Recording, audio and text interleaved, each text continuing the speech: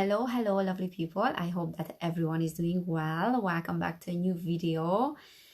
And today I'm gonna talk about the second half of March because I wasn't able to record a video at the beginning of March about the overview of the month, planetary aspects, and so on and so on.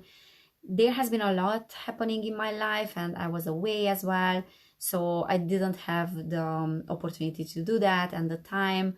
And also, I talked about Saturn moving into Pisces, which happened on the 7th this month. And then we have Pluto as well moving into Aquarius, which I'm going to do a separate video about on the 23rd. So it's happening on the 23rd. So very important planetary aspects are present at this moment. This is a super exciting month, if not the most exciting and most important month of the year. You can probably hear it on my voice that it's a little bit different. I lost it actually over the weekend. I was away. And it's very interesting because as Saturn moved into Pisces, I can definitely feel the effects of that because it is transiting my 6th house, which is about health, work, being more disciplined, having to be more disciplined in those areas. Also paying more attention to my health, and then things that are affecting my work as well, because if I lose my voice, for example, that is affecting my work, right? I cannot do anything because my number one tool is to use my voice, right? That's my work about. So yeah, there has been a lot that has been coming up this year already regarding my health, and my body is trying to tell me to pay attention to certain things that are being activated, that are affecting my physical body, my health, because there are metaphysical reasons behind those things. And now I'm paying attention more to those things. I have been working on myself before 2023 as well, but now this whole thing is giving me a completely new perspective, so I'm grateful for that. It is not very pleasant, but I know that I will grow in this area, and Saturn is about that. It will force you to grow in a certain area. So check out in your chart which of your houses Saturn is transiting at this time, because you will be growing in the next 2.5, 3 years in those areas. And then Pluto is doing the same thing, but Pluto is more like a collective energy. So yeah, I will make a video about that as well. All right, so let's talk about March. So I'm going to talk about the second half of March because there's no point going back in time. So first of all, on the 12th of March, we have Chiron. That is playing a huge part in our healing, healing our wounds, healing of our childhood traumas. So I talked about Chiron a few times already. He's the wounded healer. He's someone that, according to the mythology, had to fend for himself, but then he kind of transformed his wounds into a great, talisman of wisdom, and he became the great teacher. So the 12th of March, and then there have been like some energies building up already for a month or so, like this Chiron energy. So Chiron is meeting Jupiter in Aries at this time. So this is a very rare conjunction and almost like a one-in-a-lifetime opportunity to get in touch with your wounds, to get in touch with your childhood wounds. So Chiron in your chart will always represent those areas where you will be feeling wounded your entire life. But those areas are the ones in which you can grow the most as well. This, as I said, this energy has been building up for a month now, and it's almost like reaching its turning point or boiling point around at this time. So since the 12th of March, so since this weekend, and I could definitely feel that there were many things, coming up. And I was away with my friends, and my friends had as well loads of things coming up from the past, and then traumas being triggered. So it's almost like this conjunction was taking many people back in time, and there were certain traumas that were triggered.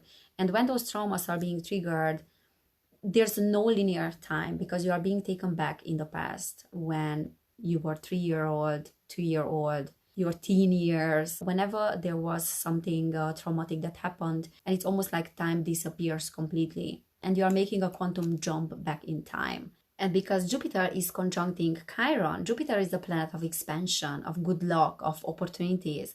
It will put a magnifying glass on your wounds. And the whole thing happening in Aries will put a magnifying glass on issues and traumas related to your identity. So this is an opportunity to get in touch with your own identity, with who you are truly, like the authentic self, because Aries is ruling the first house. First house is about who I am, my identity, how I respond to certain things, what is my relationship to the external world, to other people, and so on and so on. So it's that starting point, that root chakra. Things related to your identity and traumas related to that will be healed and will be magnified and are magnified at this time. So whatever you are going through this month and at this very moment, because today is the 16th of March as I'm recording this video, whatever you're going through, be grateful for that, because this is a time for an immense expansion, immense healing as well. And March is one of those months to which we will come back, and then we will remember. It's a month to remember, regardless of you starting something like new in a physical reality, like the manifestation of something physical, or just, planting the seeds. It is a month to remember, I'm telling you. So conjunctions are when new planetary cycles begin. There's a strong forward momentum energy all the time. And this is one of those conjunctions. And in a regular month, we would have like 1 or 2 conjunctions. And in March, we have a record of 7 conjunctions, which is very rare. So that's why this conjunction, which is marking like a beginning of a new cycle, this Chiron and Jupiter one, is important on a collective and individual level as well, because we are feeling this on a collective level too. So we are feeling extremely vulnerable, exposed, maybe more exposed than ever. But it's giving us the opportunity to see where our issues are coming from. Like hidden wounds that we didn't even know that existed.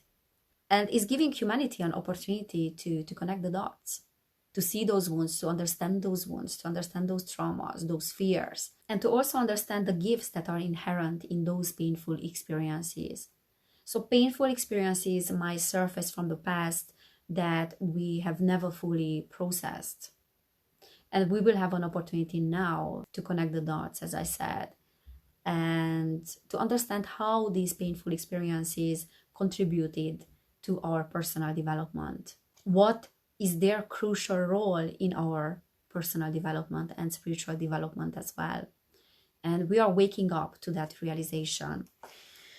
So you are becoming the teacher for yourself. This is a time when you are becoming the teacher. Or you can find teachers as well that you can resonate with. So you can find people that can help you in processing your traumas. And maybe to notice and to recognize the teacher within you and within others as well that you would never consider to be teachers. So like to be open-minded enough and open-hearted enough to absorb information from people and to understand that everyone can teach you something. Also, this is a realization, many realizations about our relationships. Maybe realizing that the relationship that I thought that it was so healthy with someone is not so healthy. Or relationships that I thought that were toxic were actually less toxic than I thought. They were actually serving my expansion. So seeing things in a different light. Not seeing yourself as the victim, but seeing yourself as the perpetrator as well many times. Like I'm both the victim and the perpetrator. And these are powerful realizations. And these are powerful lessons as well. And only when we see ourselves both as the darkness and the light, then we can say that the integration has happened. So this is what is taking place on a collective level. Like the light is integrating the darkness and the darkness is integrating the light. And understanding that we are both. So I am this and I'm that. And I don't need to find the balance between the two because I'm both. Okay, so those things are coexisting in me.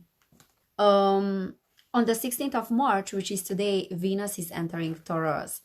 So Taurus and Venus are feeling very good and very comfortable together because Venus is ruling Taurus, right? Taurus is the sign of money, relationship value, so value, sometimes beauty as well, right? Because Venus is the planet of beauty. So everything that has to do with those things.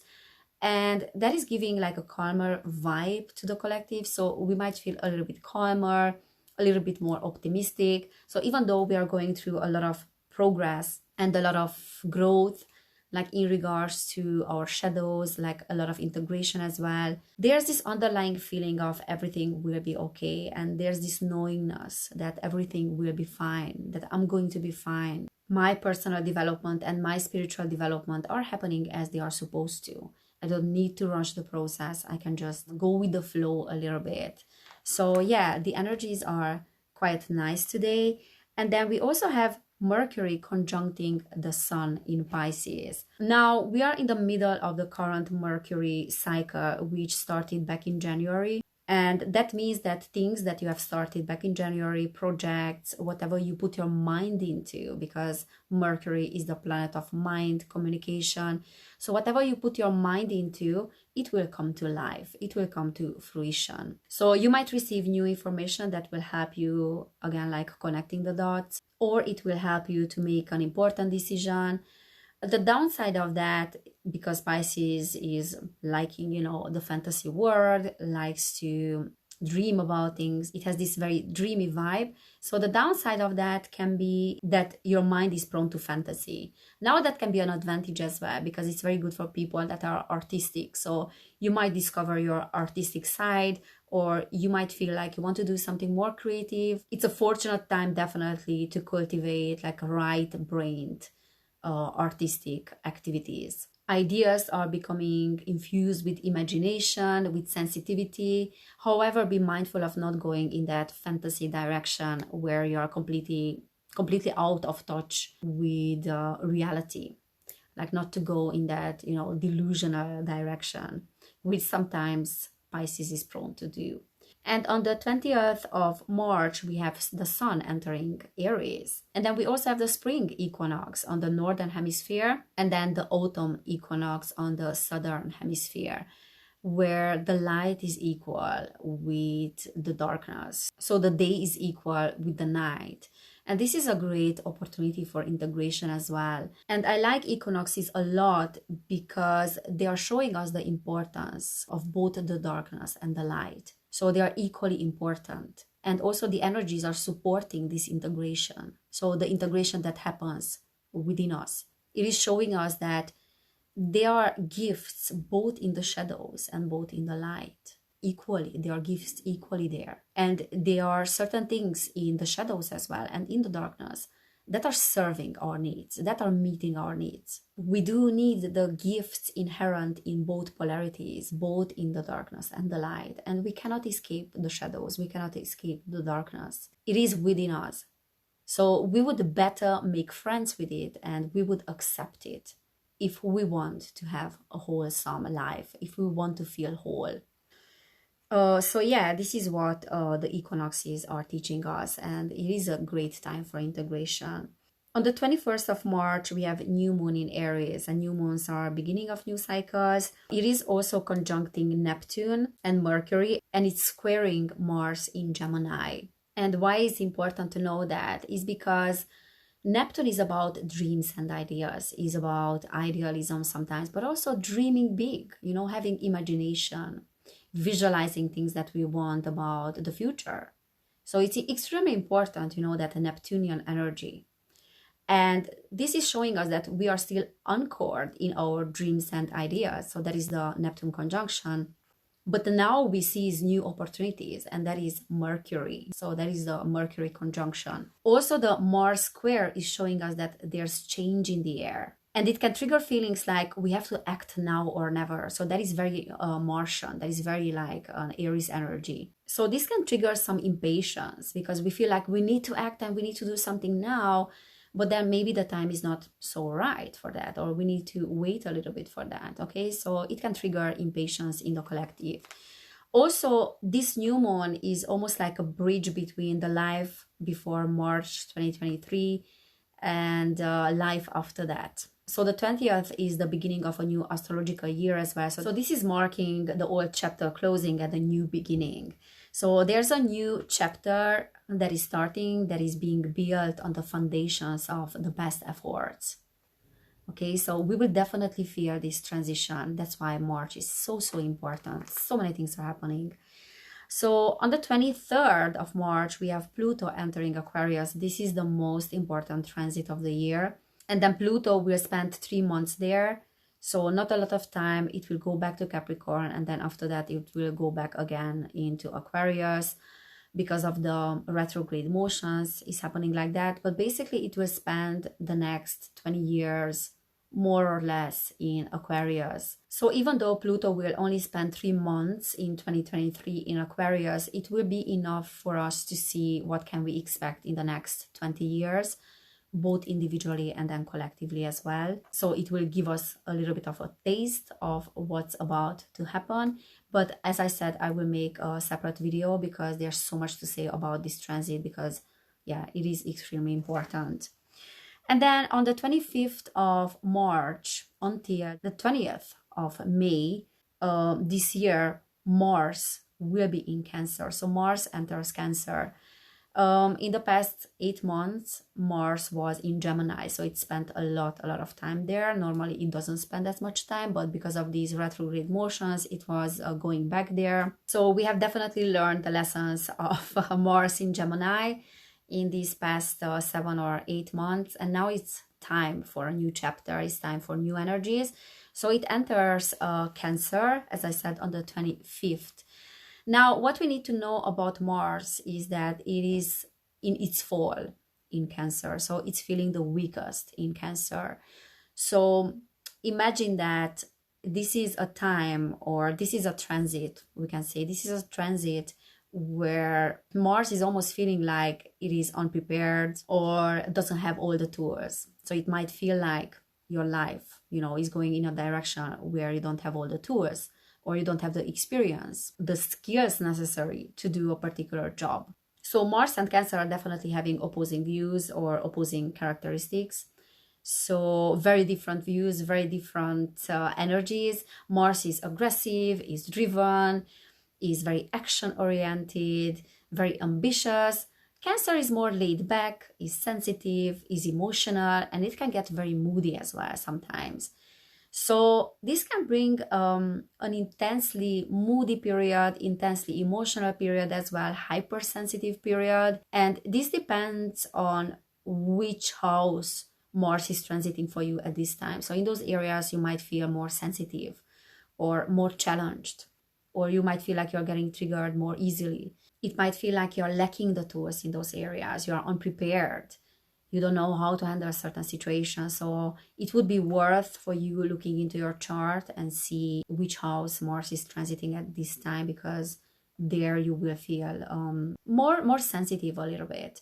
Also, Cancer is ruling the mother, and it's a feminine energy. So there might be things coming up from the past related to the mother, related to motherhood, ancestor things related to feminine energies, femininity. What are those feminine energies within me? This can create like inharmonious relationships in the domestic sphere as well. Also, Cancer rules the stomach. So you might have an upset stomach due to the stress. So pay attention to the food that you are eating, to the stress level, in your life, to how you are taking care of your physical body at this time. So really paying attention to those things that Cancer is ruling, like family, home, family issues may arise. Where do I belong? Who am I? Aries and Mars, because we are talking about Mars, is about you as an identity, your personal identity, your personal power, your personal ambition. And then Cancer is about, do I belong to those areas? Do I belong to my family? Do I belong to this group? Do I belong to my home? Do I feel comfortable where I am? And things like that. So we might experience this energy of storm, in these areas, like the emotional world. As I said, like femininity, Mars might bring storms in the emotional areas, in our emotional world. Because Cancer is about, I feel, therefore I belong. So pay attention to the emotional stress that you might be experiencing in this period. But again, this is an exciting time because finally Mars is moving away from Gemini, and there are new fresh energies that are coming in because of that. Even if Mars is in its fall in Cancer, still it's exciting. And then on the March 30th, we have Venus conjuncting Uranus in Taurus. And that is the time of love, you know, radical self-love, radical love. So towards the end of the month, we will feel these energies of self-love, you know, and how we can fuel that self-love, how we can use this energy to fuel self-acceptance. And because Uranus is about surprises, it does like things that are coming out of nowhere, things that we did not expect, and also likes expansion as well. It can show us areas where we can find love, or it can bring love into our lives from directions that we would never thought that love would come from. So love can be found in the most surprising and most unusual places when we have conjunction like this. So this can mean new beginning in an existing relationship as well, new energies, new cycles, or really like new relationships coming in and a completely different view about what relationships are, a completely different perspective. Because Uranus is a visionary planet, it's very future oriented. And it will be like, no, no, no, you don't need what it was. You don't need the old thing. And even if you want to keep the old thing, you have to give it a new twist. You have to give it a new nuance, a new approach, new direction, like going in a different direction, in a new direction with the already existing thing, sort of. Also, this can bring some upheavals and some changes and challenges in the financial market. So it can rock the financial market a little bit, but that might be only temporary. That might not be long lasting. But definitely we will feel collectively these energies as well.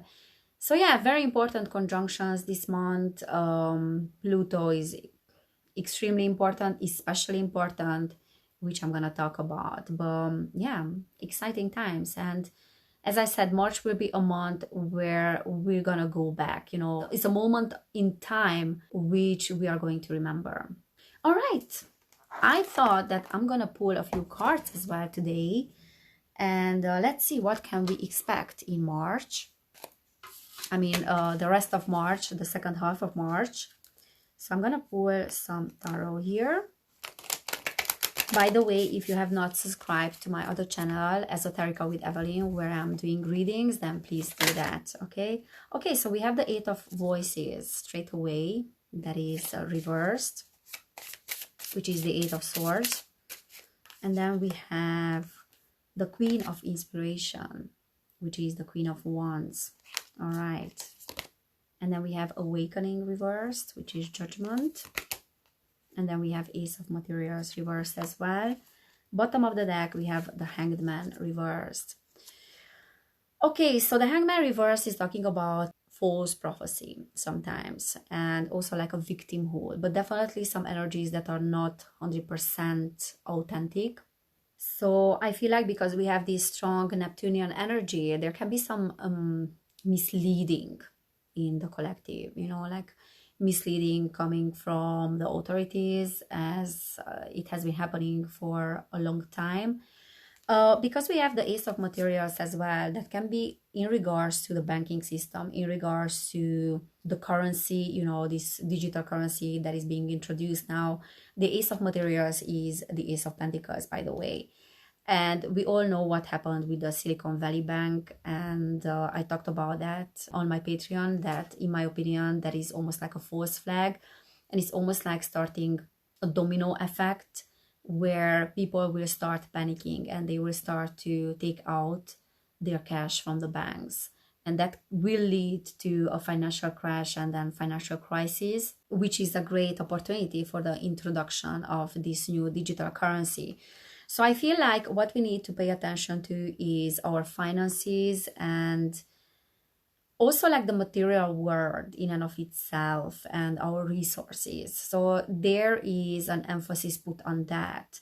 But because we did have the Hanged Man at the bottom of the deck reversed, and then we also have the Awakening, this is talking about how we are viewing ourselves and to what degree we are being authentic to ourselves. Because this card reversed is talking about false judgment or error in thinking, blocked judgment as well, in a sense. So not perceiving ourselves as we are, or not perceiving our situation as it is. not perceiving reality as it is. So there's a big emphasis put, as I said, on the material world, and then also on our inner world as well. So the material and the spiritual, because we have awakening here. The awakening reverse is saying that until we are not becoming authentic with ourselves, there's no integration that can happen, like integrating the material and the spiritual. So there's a tremendous amount of authenticity and honesty and courage that is needed for that integration. Finding, I don't even know if the middle way is the right word, between the material and the spiritual, and then also between the light and the darkness that I was talking about. So this is a little bit about, and I hope that you're understanding, because I'm receiving information and I'm trying to translate it, but this is more about not denying the material for the sake of the spiritual.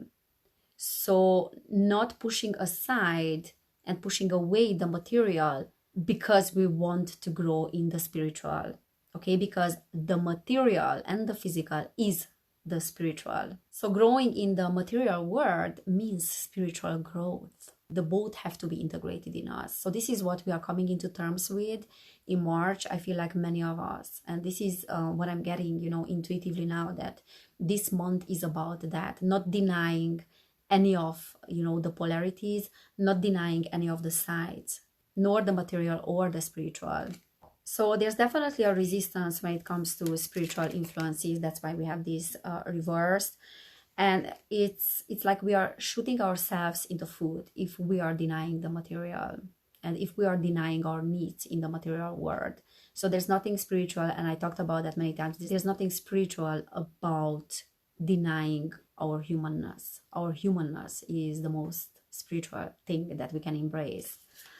And also there's a resistance and a blocked judgment in regards to that, because we had the Eight of Voices as well. However, this one came out reversed, meaning that we are coming out of that self-imprisoned restriction, and there's a liberation in that sense, liberation in our mindset and in our understanding. And we do have the inspiration for that as well, because we have the Queen of Inspiration that is giving me this very Martian vibes, feminine energy, but then this very passionate, very ambitious feminine energy as well. So it's a little bit like this Mars in Cancer energy.